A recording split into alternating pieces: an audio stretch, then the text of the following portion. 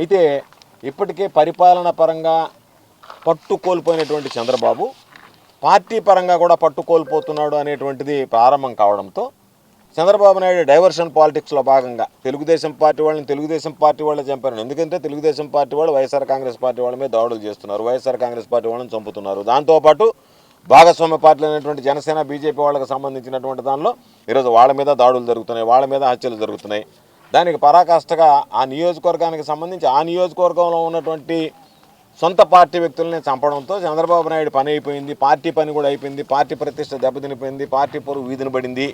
కాబట్టి చంద్రబాబు నాయుడు పట్టుకోల్పోయాడు, పార్టీని కూడా నడపలేకపోతున్నాడు అని చెప్పి ప్రజల్లో ఓ సంకేతాలు రావడంతో దాని నుంచి తప్పించుకోవడానికి డైవర్షన్ పాలిటిక్స్లో భాగంగా ఈరోజు రెండు విషయాలు, Chandrababu diversion politics, Pinnelli brothers మీద ఉన్నటువంటి కక్ష సాధింపు, రామకృష్ణారెడ్డిని ఏదో ఒక విధంగా ఇబ్బంది పెట్టాలా. ఎందుకంటే దాదాపుగా 4-5 సార్లు వరుసగా గెలిచినటువంటి వ్యక్తి, దానిని తీసుకొచ్చి ఏదో 30 సంవత్సరాలుగా కక్షలు కార్పణ్యాలతో ఉన్నటువంటి ఇద్దరు కుటుంబాలకు సంబంధించి ఒకే పార్టీలో ఉండేటువంటి వ్యక్తులు చంపేస్తే దానికి సంబంధించి ఈరోజు చుట్టారు. ఈ చంపేసినటువంటి వ్యక్తి ఇతని పేరు వెంకటరామయ్య, రెండో ముద్దాయి.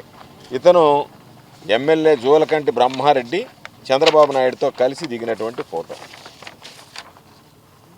ఇద్దరు కలిసి మధ్యలో చంద్రబాబు నాయుడు మధ్యలో ఎంత ముద్దుగా ఉన్నాడో చూడండి ఈ ముద్దాయి, చంపేసినటువంటి వ్యక్తి. అంటే ఇతను ఏ పార్టీకి సంబంధించినటువంటి వాడు, వైఎస్ఆర్ కాంగ్రెస్ పార్టీకి సంబంధించినటువంటి వాడా, తెలుగుదేశం పార్టీకి సంబంధించినటువంటి వాడా, ఇదొక విషయం. తరువాత చంపేసినటువంటి దాని మీద జేబీఆర్ జూలకంటి బ్రహ్మారెడ్డి, ఇప్పుడు మామూలుగా ఇది ఒక అలవాటు అయిపోయింది కదా, నేను పిఠాపురం ఎమ్మెల్యే తాలూకా, వాళ్ళ తాలూకా, ఇళ్ల తాలూకా అని చెప్పి గర్వంగా వేసుకున్నట్టుగానే ఆయన కూడా పాపం నేను జేబీఆర్ మనిషిని అని చెప్పి గర్వంగా ఆ చంపినటువంటి హత్య చేసినటువంటి వ్యక్తులు వాళ్ళ స్కార్పియో కారు మీద వేసుకున్నటువంటి ముద్ర ఇది. దీంతోపాటు ఇది కూడా అదే ఆయనకు సంబంధించినటువంటి దానికి సంబంధించినటువంటిది. దీనితో పాటు నా దగ్గర ఇంకా కొన్ని ఫోటోలు కూడా ఉన్నాయి, ఆధారాలు కూడా ఉన్నాయి, అవి కూడా చూపిస్తాను మీకు. ఎందుకు చెప్తున్నానంటే ఏ విధంగా జరిగిందనే దానికి. ఈయన ఆ చంపినటువంటి కారుకి సంబంధించి పాపం ఓపెన్ చేసినటువంటి ఫోటో ఎమ్మెల్యే గారు జూలకంటి బ్రహ్మారెడ్డి ఏ కారులో అయితే చంపేశారో ముద్దాయిలు వెళ్ళి ఆ స్కార్పియోని దానిని ప్రారంభించాడు పాపం ఆయన వాళ్ళ తరఫున. ఇది ఆ కారు, ఇదే కారు ఆయన ప్రారంభించిన కారులోనే ముద్దాయిలు వెళ్ళి హత్య చేయడం జరిగింది. దీనితో పాటు వీళ్ళకి సంబంధించినటువంటి దాంట్లో ఎన్ని రకాలుగా వీళ్ళు ప్రయత్నం చేశారు, ఎందుకు ఇబ్బంది పెడుతున్నారు అనే దానికి నా దగ్గర కొన్ని ఫోటోలు ఉన్నాయి కాబట్టి చూపిద్దామని చెప్పిన ఆలోచన.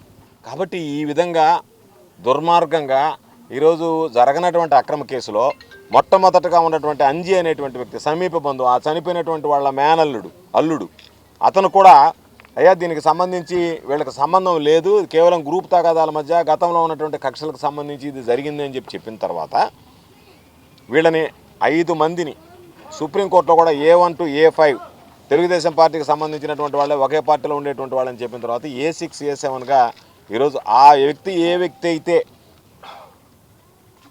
కుటుంబ కక్షలతో చంపేశారు పలానా వాళ్ళు అని చెప్పారో పాత కక్షలతో, ఆ వ్యక్తి చేతనే మరలా వీళ్ళకి సంబంధం లేదు, ఇద్దరు తెలుగుదేశం పార్టీ వాళ్ళని చెప్పినటువంటి వ్యక్తి చేతనే కేసు కంప్లైంట్ మార్పించి వీళ్ళిద్దరి పేర్లు దాంట్లో చేర్పించి ఈరోజు వాళ్ళని ఇచ్చి ఈరోజు పాపం వాళ్ళని అక్రమంగా ఇక్కడికి తీసుకొచ్చి ఇక్కడ జైల్లో కూడా ఏ విధంగా ఇబ్బందులు పెట్టాలనేటువంటి దానికి ఉన్నతాధికారులు రోజు రావడం, పర్యవేక్షించడం, మీరు ఈ విధంగా ఇబ్బంది పెట్టారని చెప్తే అయ్యా ఈ విధంగా ఇబ్బంది పెడుతున్నాం అని చెప్పి వాళ్ళకి చెప్పడం, వాళ్ళు ఆ విధంగా కాదు ఇంకా ఇబ్బంది పెట్టాలంటే ఏ విధంగా టార్చర్ చేయాలి, ఏ విధంగా ఇబ్బంది పెట్టాలి, వాళ్ళందరూ ఒక దగ్గర ఉండకూడదు, వేరువేరుగా పెట్టాలి, వాళ్ళని ఏ రకంగా ఇబ్బందులు పెట్టాలి, ఏ విధంగా హింసించాలనేటువంటి దానికి ఈరోజు రకరకాలైనటువంటి ప్రయత్నాలు చేస్తున్నారు.